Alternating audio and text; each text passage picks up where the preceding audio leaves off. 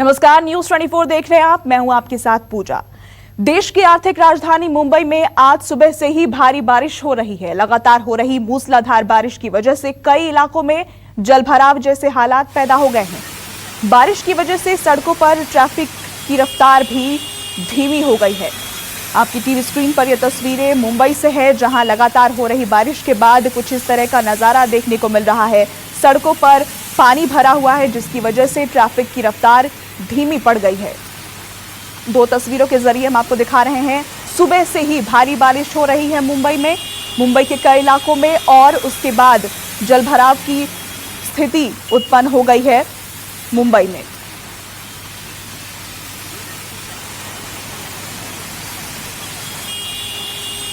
और हमारे सहयोगी दीपक दुबे इस वक्त हमारे साथ जुड़ गए हैं। दीपक, इस वक्त क्या अपडेट है मुंबई में बारिश को लेकर? जी, सुबह से ही तेज बारिश हो रही है। मौसम विभाग ने अलर्ट जारी किया है कि अगले 2 दिन लगातार बारिश होती रहेगी। यानी कि जो शुरुआत आज सुबह से हुई है, ये कल तक इसी तरह से बारिश मुंबई और मुंबई के आसपास के इलाकों में होती रहेगी, चाहे थाने हो, कल्याण हो या फिर अन्य इलाके हो। आपको बता दें कि बारिश की वजह से मुंबईकरों को काफी परेशानियों का सामना करना पड़ रहा है। इस वक्त हम मौजूद हैं मुंबई के खार इलाके में, जहाँ पर आपको दिखाना चाहूंगा कि किस तरह से ये जल जमाव की स्थिति यहाँ पर सामने आ रही है। और ये जैसे जैसे हम आगे एसवी रोड की तरफ बढ़ते जाएंगे, लिंकिंग रोड की तरफ बढ़ते जाएंगे, इस रास्ते के जरिए यहाँ पर इसी तरह से पानी वो बढ़ता जाएगा। आपको बता दें, लोग जो हैं उनकी गाड़ियां बंद पड़ जा रही हैं, रिक्शे जो हैं वो रेंग रेंग कर यहाँ पर चल रहे हैं। और कई लोग तो जो ऐसे हैं, ये जो अपने ऑफिस या कहीं और जाने के लिए निकले हैं, वो वापस अब इस रास्ते को छोड़कर दूसरा रास्ता इख्तियार कर रहे हैं। देख सकते हैं किस तरह से पानी का जल जमाव यहाँ पर बढ़ा हुआ है। आपको बता दें कि हमारे बाईं साइड में ये जो आप ऑफिस देख रहे हैं, ये अभिनेता शाहरुख खान का ऑफिस है। ये सबसे पहला ऑफिस अभिनेता शाहरुख खान का है, और यहाँ पर भी उनके ऑफिस के अंदर भी पानी जाना शुरू हो चुका है। आसपास की जो बिल्डिंगें हैं, जो सोसाइटीज हैं, इसमें भी पानी जाना शुरू हो चुका है। तो कहीं ना कहीं बीएमसी की लापरवाही जो है वो हर साल की तरह इस साल भी दिख रही है।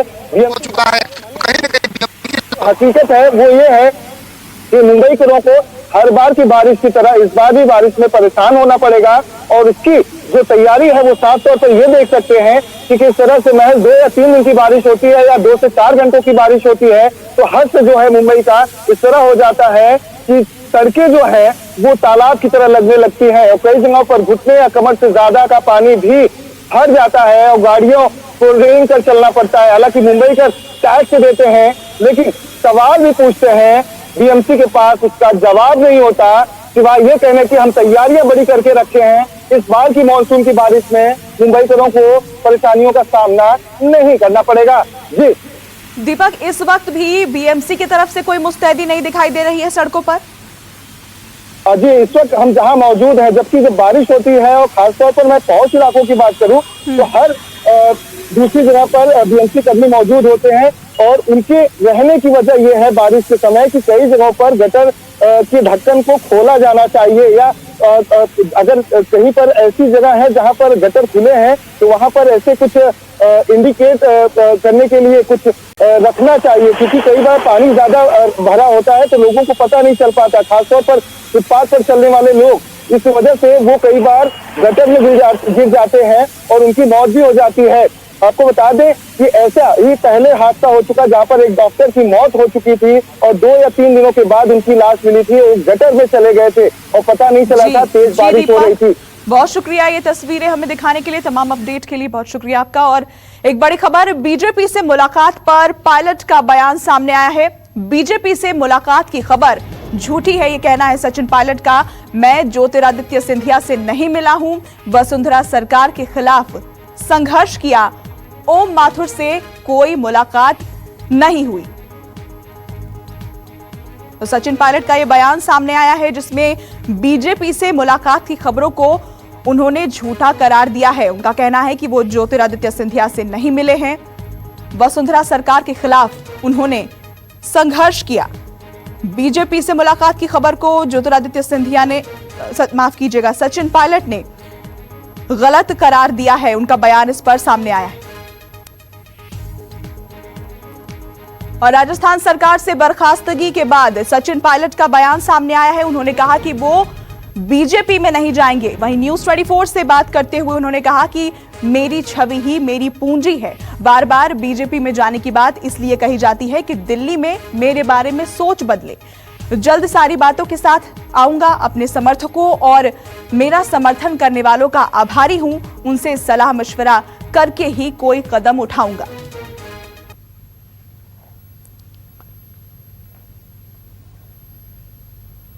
तो इसमें उन्होंने लिखा है कि मेरी छवि ही मेरी पूंजी है। बार बार बीजेपी में जाने की बात इसलिए कही जाती है कि दिल्ली में मेरे बारे में सोच बदलें। जल्द सारी बातों के साथ सामने आएंगे, यह भी उन्होंने कहा है। अपने समर्थकों और उनका समर्थन करने वालों का आभार उन्होंने जताया है। उन्होंने यह भी लिखा है कि समर्थकों से सलाह मशवरा करने के बाद ही वो कोई कदम उठाएंगे। और हमारे पॉलिटिकल एडिटर रमन कुमार इस वक्त हमारे साथ लाइव जुड़ चुके हैं। रमन, तमाम जो ये घटनाक्रम है राजनीतिक, इन सब के बीच अब जो नजर बनी हुई है वो सचिन पायलट के अगले मूव पर ही बनी हुई है कि आगे वो क्या कदम उठाते हैं। देखिए, जो आरोप सचिन पायलट पे लगाया गया है मुख्यमंत्री अशोक गहलोत की तरफ से या कांग्रेस पार्टी के जो पर्यवेक्षक जयपुर गए थे उनकी तरफ से, ये आरोप है कि पिछले 6 महीने से वो बीजेपी के साथ मिलकर कांग्रेस की राजस्थान सरकार को गिराने की कोशिश कर रहे थे। और उसी के जवाब में उन्होंने ये बात कही है कि उनका बीजेपी में जाने का कोई कार्यक्रम नहीं है। और ये बात उन्होंने कई बार मीडिया के लोगों से बात करते हुए कही है कि वो बीजेपी नहीं जाएंगे, बीजेपी नहीं जाएंगे। क्योंकि अशोक गहलोत ने कल आरोप लगाया था कि जिन लोगों ने मध्य प्रदेश में सरकार गिराने में अपनी भूमिका निभाई वही लोग यहाँ पे सक्रिय हैं, जयपुर में सक्रिय हैं। उन्हीं लोगों ने मानेसर में होटल का अरेंजमेंट किया और उन्हीं लोगों ने जो विधायक सचिन पायलट के समर्थक हैं उनको यहाँ पर ठहराने का काम किया। इसीलिए सचिन पायलट अब लगातार उनकी प्राथमिकता है कि वो बीजेपी का जो ठप्पा उनके ऊपर पड़ता जा रहा है वो उससे दूर रखना चाहते हैं, उसको दूर रखना चाहते हैं। और वो साफ साफ कह रहे हैं कि जो कुछ मुद्दे थे उन मुद्दों को लेकर मेरी पार्टी के मुख्यमंत्री अशोक गहलोत से लड़ाई है और मेरी बीजेपी से कोई अंदरूनी मिलीभगत नहीं है, जो कि लगातार मेरे बारे में दिल्ली में यानी कि राहुल गांधी, सोनिया गांधी, प्रियंका गांधी के सामने बार बार गलत फैलाने की कोशिश की जा रही है कि सचिन पायलट का बीजेपी के नेताओं से संबंध है। जी रमन, बने रहे आप हमारे साथ। एक बड़ी खबर दर्शकों को बताएं, राजस्थान में सियासी हलचल पर इस वक्त की बड़ी खबर, बीजेपी की बैठक में नहीं जाएंगी वसुंधरा। जयपुर में बीजेपी के वरिष्ठ नेताओं की बैठक है। वसुंधरा राजे सिंधिया धौलपुर में है। तो जयपुर में बीजेपी की वरिष्ठ नेताओं की बैठक में वसुंधरा राजे सिंधिया नहीं जाएंगी। हमारे सहयोगी अमित कुमार इस वक्त हमारे साथ जुड़ गए हैं। अमित, क्या जानकारी इस खबर पर?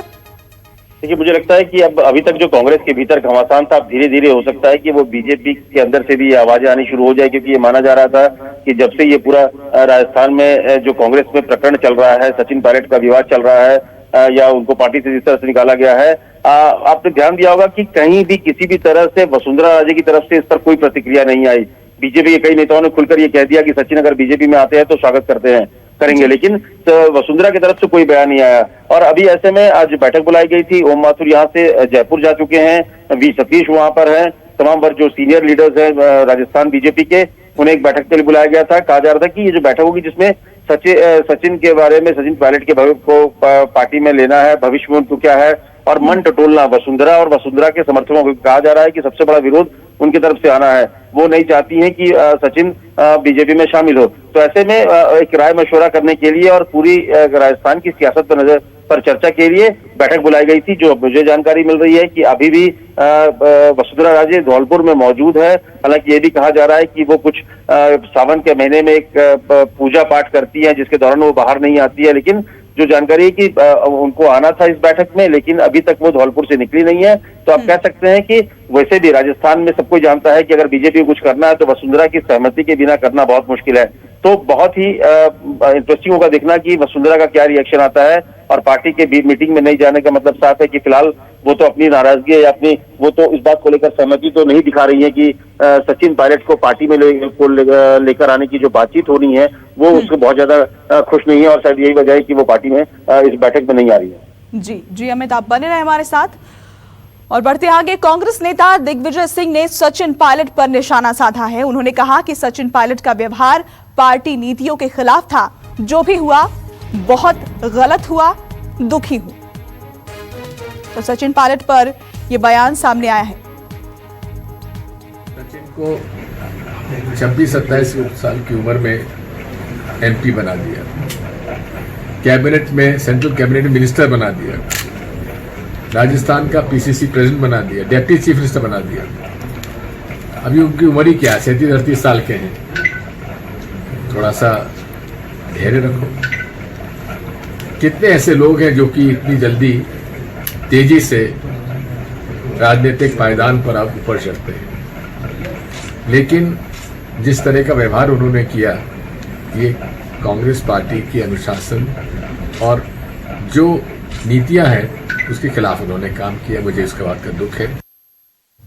और इस बीच राजस्थान कांग्रेस प्रभारी अविनाश पांडे का बयान सामने आया है। 2 दिन में बागी विधायकों को नोटिस का जवाब देना है। पायलट समेत सभी बागी विधायकों को जवाब 2 दिन के अंदर पेश करना है। जवाब नहीं देने पर विधायकों की सदस्यता खत्म मानी जाएगी। और हमारे सहयोगी केजे श्रीवत्सन इस वक्त हमारे साथ लाइव जुड़ गए हैं इस खबर पर। श्रीवत्सन, ये जो 2 दिन का नोटिस है, ये आज से शुरू हुआ है?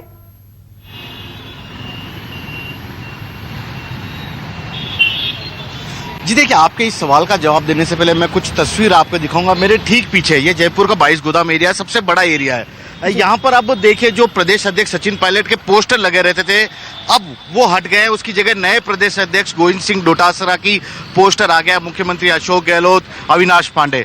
तो अब बदला बदला पूरा राजस्थान नजर आ रहा है राजनीतिक सरकार और राजनीति के लिहाज से। और अब आपके सवाल पे आता हूँ। नोटिस देने की प्रक्रिया शुरू हो गई है। ये सभी विधायक भले ही सचिन पायलट के खेमे में हैं और उनके साथ किसी होटल में ठहरे हुए हैं कहीं, लेकिन इनके घरों के बाहर अब नोटिस चिपका दिए गए हैं। कई विधायक हैं जो जिनके घर के वीडियो भी हम आपको दिखाएंगे कुछ ही देर में, कि उनके घरों के बाहर जाके ये नोटिस चिपका के आया जा चुका है। विधानसभा के कर्मचारी, कांग्रेस के पार्टी के जो कार्यकर्ता थे, दोनों साथ मिलकर गए थे और जो अधिकृत व्हिप जारी किया था, उस व्हिप के उल्लंघन करने के आरोप इन पर है और इनसे 17 तारीख के अंदर जवाब देने की बात की गई है। तो कुल मिलाकर एक प्रेशर बनाने की कोशिश राजस्थान कांग्रेस की तरफ से आज सचिन। नमस्कार, मैं हूं मानक गुप्ता। अगर आपको हमारा ये वीडियो पसंद आया हो तो इसे लाइक और शेयर जरूर करें, और हां, हमें सब्सक्राइब और फॉलो करना ना भूलें ताकि आप देश और दुनिया की कोई खबर मिस ना करें। तो जुड़े रहिए हमारे साथ और देखते रहिए News 24।